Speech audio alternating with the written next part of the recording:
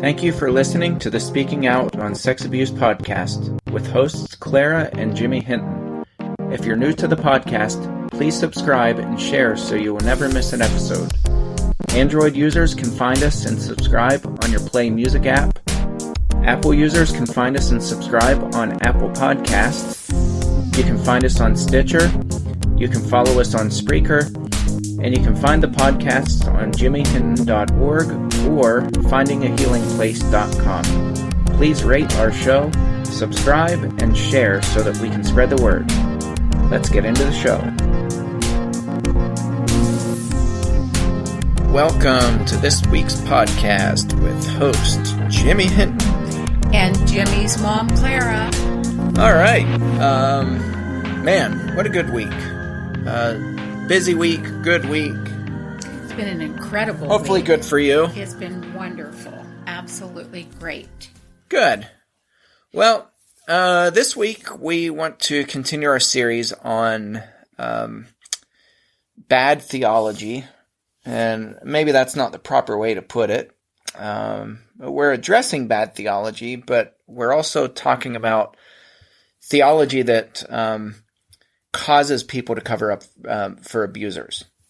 I think a lot of the reason why the church is so embracing of abusers and so horrible to survivors of abuse is because they have really bad theology that just blends everybody together. And if you're not on board for that, you end up being the outcast. You end up being the troublemaker, the person who doesn't unify the church. Right. The one stirring you're causing the pot. ripples. Yep, yes. Stirring the pot. Right. Mm-hmm. And so when people call out churches for embracing abusers, they're the ones who are painted with a target and told that you're just, you're not being faithful enough. You're not being submissive to the leadership. You're not being loving enough, forgiving enough, the whole... Yeah, peaceful enough. Right. So we wanted to kind of walk through different themes within the Bible and, starting with God's foundation of righteousness and justice, and then moving beyond that and kind of building on that foundation and showing the consistency throughout the Bible. There's incredible consistency both in the Old and New Testaments where God doesn't tolerate abuse. He distinguishes between abuse and other sinful behavior, and God never tolerates oppression and deception and manipulation and injustices that are being done to innocent people. And God never invites them into the community of believers. And I think that needs to be emphasized over and over again, that God does not tolerate that type of behavior ever. He doesn't make excuses for it. He doesn't say that we should make excuses for it. And that's part of that, building that firm, that true, that wise foundation, that righteous foundation. And for those who are just joining us this week, and there may be many of you just tuning in for the first time, go back 3 or 4 weeks and tune in to the first of this series in this podcast, because that's critical to you understanding. We're laying a basic foundation here of what God's plan for us is. Yeah, this is the fourth episode within that series. So the first one was on God's foundation. That's where this particular series began. And I'll keep emphasizing this because it's so important.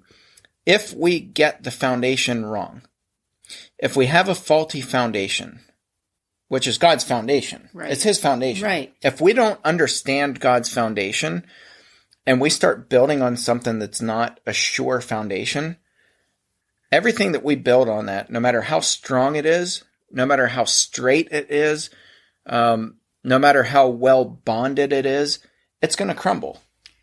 And I think we have to get the foundation right. Right, Jimmy. And I think that's critical for all of us to understand that if we don't get it right from the beginning, if we're not coherent with God's will, God's word, God's foundation, we don't have it right for the rest. And we're really inconsistent and confusing. Right. And I think that's why so many survivors of abuse are abandoning the church and abandoning religion in droves, because Christianity, the church abandoned them.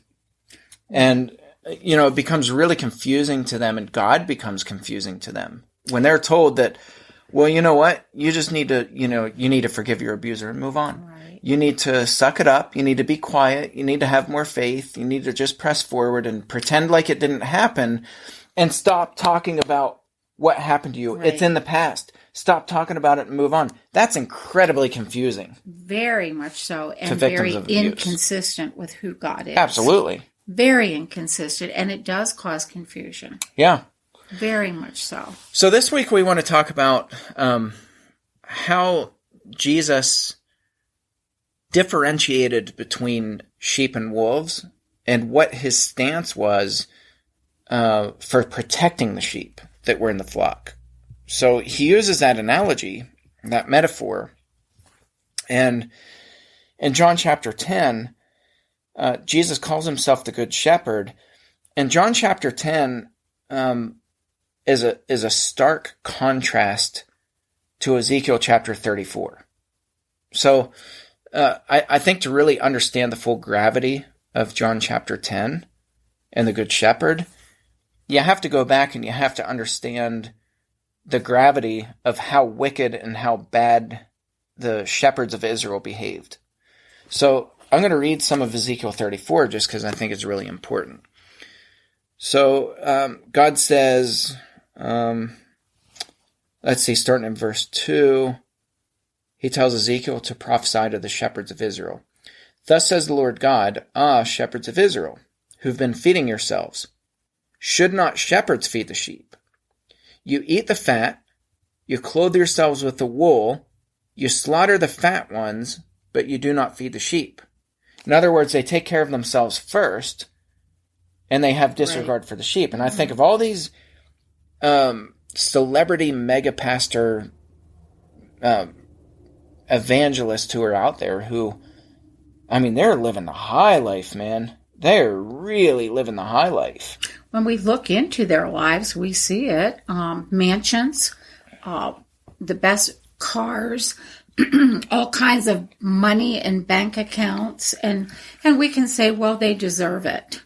Look what they're doing. Look at the good that they're doing. And that's what they're feeding us. That's the line. Not saying that every preacher, every evangelist should be living poor, but as you continue on in these verses, Jimmy, I think it makes more and more of a clear picture. There's a very wonderful word picture that's being created here for us. Well, I gave the recent example of James MacDonald because that's, it's probably the most recent high-profile case, and Julie Roys is just doing a really good job of exposing James MacDonald and Harvest Bible Church and now Christianity Today. They were given James MacDonald space to defend himself and to defend his position against suing Julie Roys. You look at this and you're like, man, there were all this backdoor stuff was going on where they were protecting each other. You have Ed Stetzer, you have James MacDonald, you have I forget the guy's name that with Christianity Today, but they're all scratching each other's backs and covering for each other. James MacDonald buys Ed Stetzer a 71 Volkswagen Bug.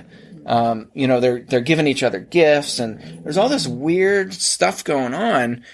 And James MacDonald, this was in 2013, he made a statement to his elders, and he said, I would lose 1,000 sheep before I'd reveal what I'm paid. That speaks volumes. Yeah. Speaks volumes. So this is what he's saying behind closed doors. Right. And it was just revealed last week. Finally, this has been under lock and key for years and years and years. And finally, Julie Roys was the one who uncovered documents that showed what James MacDonald was paid, and it was, tens of millions of dollars a year. This guy was being paid as a preacher. Now, what do we get from that? Some people still might be saying, well, so what? He deserved it. Along with that money, that kind of money is the one thing the Bible has taught us about, becomes the love of money, the attachment of money, and the power that goes with money. Well, I think that's it. There's nothing inherently wrong with being wealthy. No, but it's at the expense of the sheep where God has the problem with it. So James MacDonald making that statement, I'd lose 1,000 sheep before I revealed what I was paid.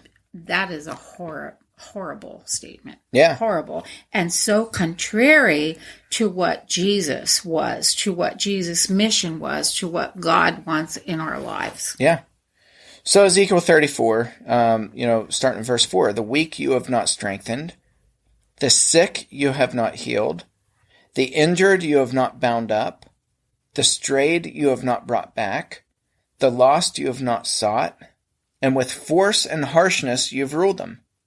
So they were scattered because there was no shepherd, and they became food for all the wild beasts.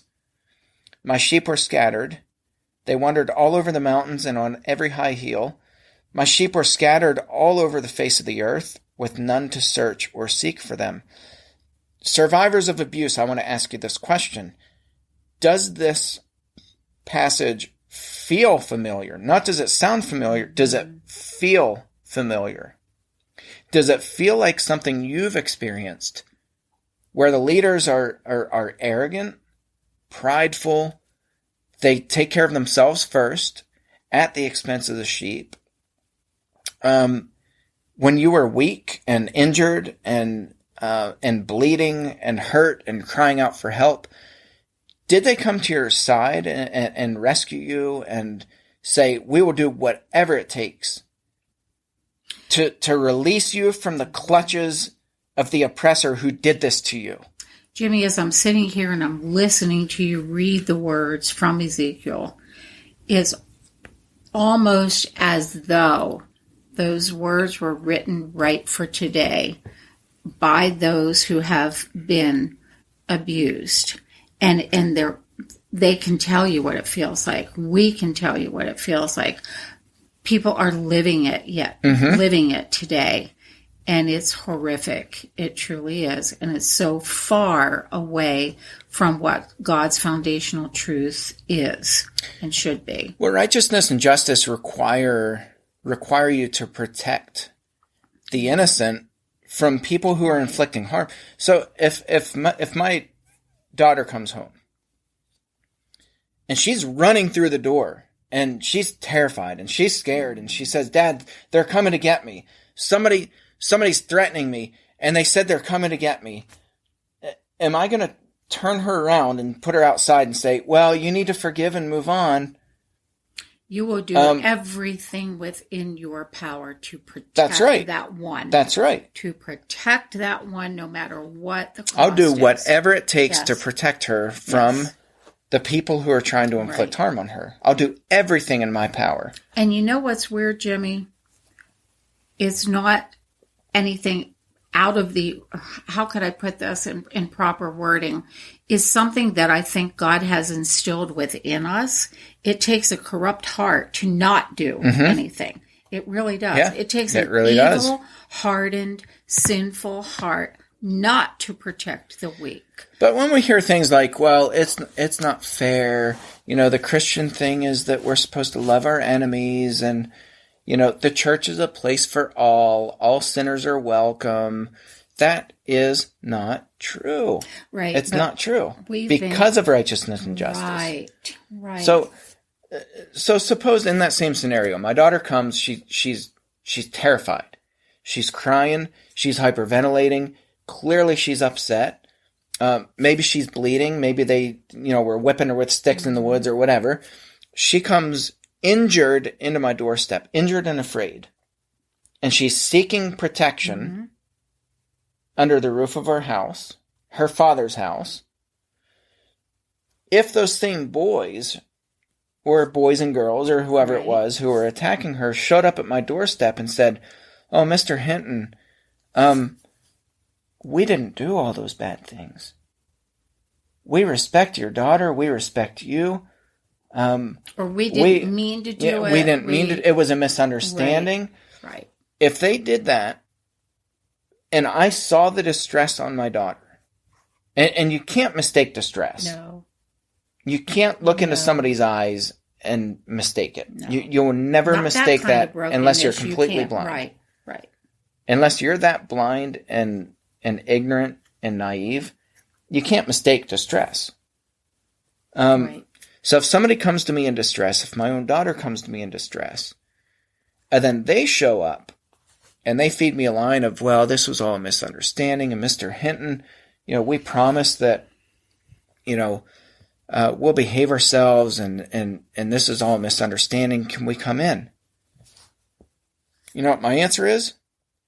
Get off my doorstep and don't ever come back. And you will bar that door to keep them out. You will not invite them in, ever. So what's confusing to these victims of abuse is whenever we kick the door open, the church leaders kick the door open and say, oh, all are welcome here. And it doesn't matter, we're all sinners, and it doesn't matter what you've done, come in. And those same people who inflicted all the harm and oppression on them are sitting in the pews beside them, winking at them. Mm-hmm. Right. It's incredibly confusing. And it makes no sense. It's not just and it shouldn't make sense. It's terrifying. It gives a double stab to the heart. Yeah. It creates so much additional pain, and it creates guilt because the abused are crying out not just to the person in charge at church or whatever, those who are in authority, but to God himself, and as ambassadors of God's word, who are supposed to protect and keep from all harm those who are the sheep. Mm-hmm. It isn't working, so the sheep wander off. Yeah. Go away. They are no longer and according to Ezekiel 4, right. so that they can be found by the wild beasts. Right. And that's what happens. So we leave people naked and bleeding and vulnerable, and we're basically putting them back out into harm. into harm's way. Right. That's right. Right. Yeah. And for me it makes sense when survivors of abuse come back and say, I was hurt over and over and over again by person after person after person. Mm-hmm. And Mary DeMuth wrote the book, Not Marked. Right. Because she says in that book, I felt like I had this big orange target painted all over my back that said, come and get me. Yep. Well, what's that sound like? It sounds like Ezekiel 34. It sounds exactly like what you've read. And in her book, she said, I discovered that I was not marked. But what happened, I think, is that she was left out there because people didn't protect her. Mm-hmm. Right. And they put her back out in harm's way. So it's not that she was marked, it's that she was left out. The protection wasn't there. In the open. Right, right. She wasn't brought in under a... shielded. A shield of protection. Right. So contrast that with John chapter 10, what Jesus says. He says, truly, truly, I say to you, he who does not enter the sheepfold by the door, but climbs in by another way, that man is a thief and a robber. But he who enters by the door is the shepherd of the sheep. To him the gatekeeper opens. The sheep hear his voice, and he calls his own sheep by name and leads them out.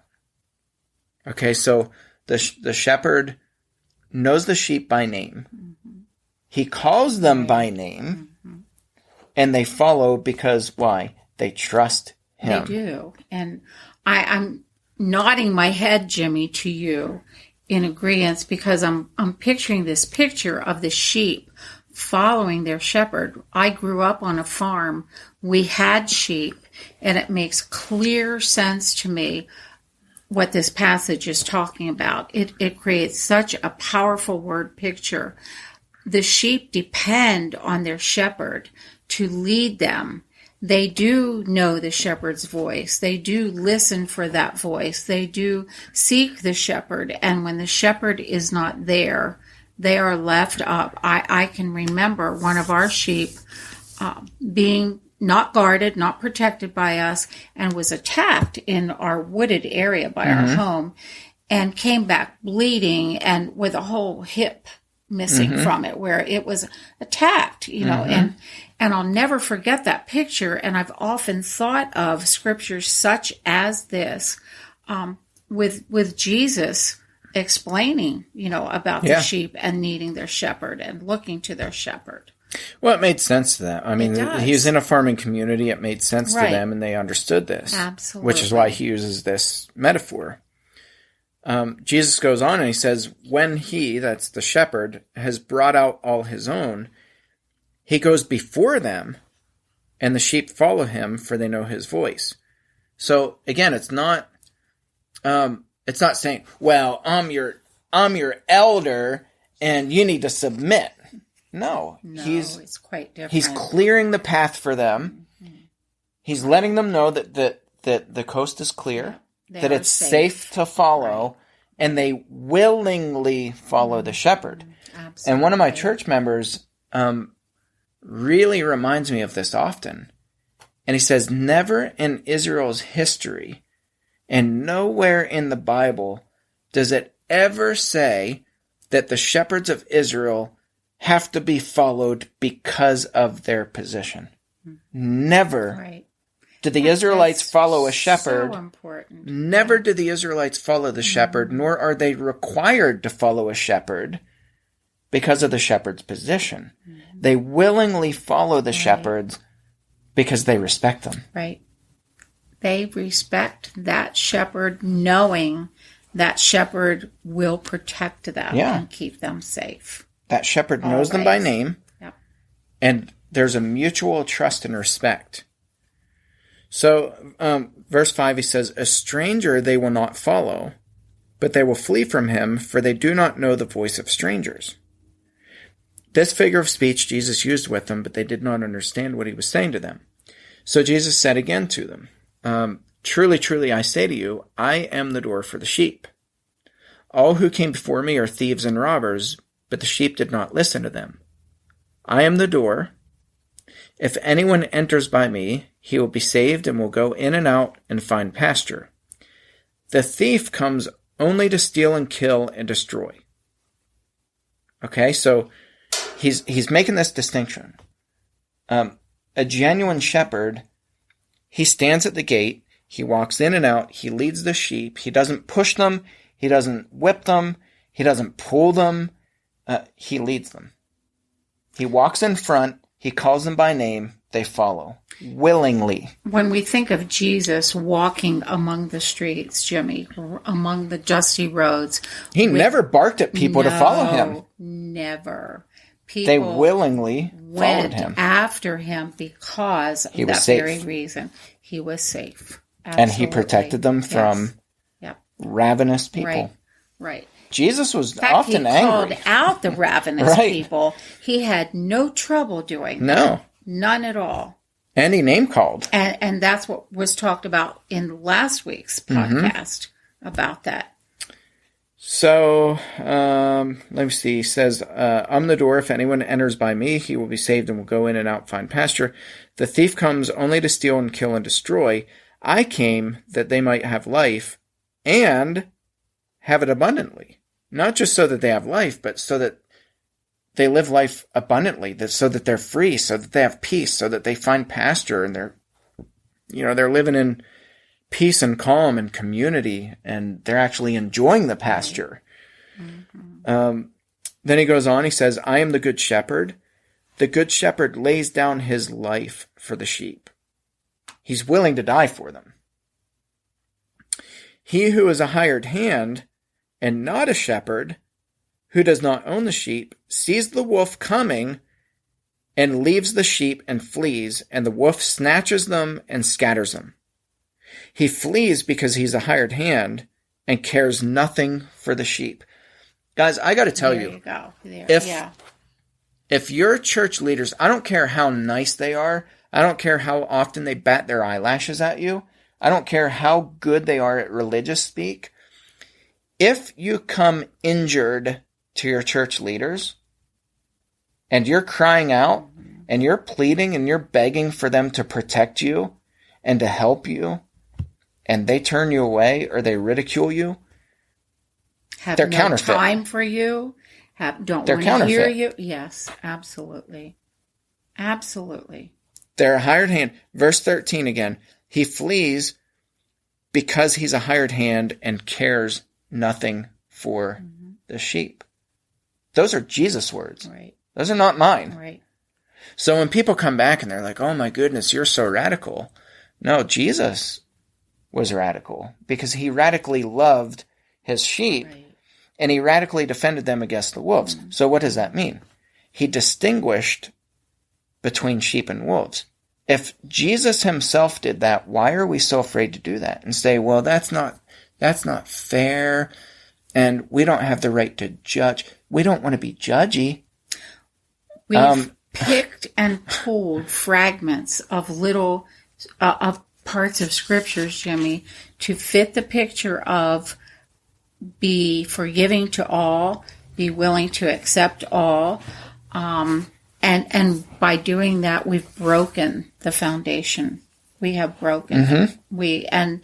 And we're living on a splintered foundation now that's weak and wobbling, and we're seeing we are living in the results of that right now. I'm going to end on this note because one of the things that I experience often is there's this incredible chasm between church leaders embracing everybody, including or even especially the wolves, the oppressors, the abusers, and the rest of the flock who's crying out and saying, no, those are the people who are attacking us. Those are the people who destroyed our lives. No, those are the people who injured us. There's this chasm that I don't really know how that can be crossed. And I don't know that it can be crossed. But I would ask you this.